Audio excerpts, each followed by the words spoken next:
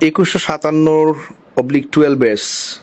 এর বিপরীত সাইডে ভারতের অভ্যন্তরে তারা একটি ড্রেন খনন করছে এবং ড্রেন খনন করার কারণ হচ্ছে যে আমরা বাদ দেওয়ার ফলে যে বৃষ্টির পানি এখানে জমেছে সেই বৃষ্টির পানিটাকে নিষ্কাশন করার জন্য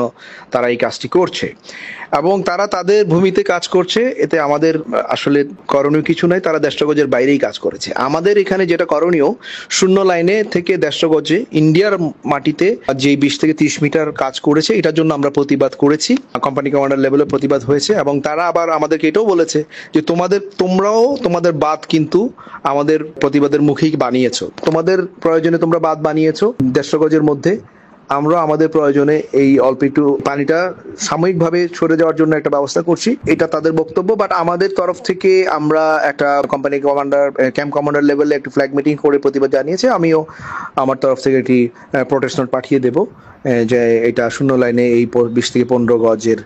যে যতটুকু তারা মাটি কেটেছে, বাট 150 গজের বাইরে আসলে আমাদের বলার কিছু নাই, সেটা তো তার মাটিতে, সে তার জমিতে সে যা ইচ্ছা তাই করতে পারে। তো আমরা এই 20 থেকে 30 মিটার মধ্যে যে ড্রেনটা করেছে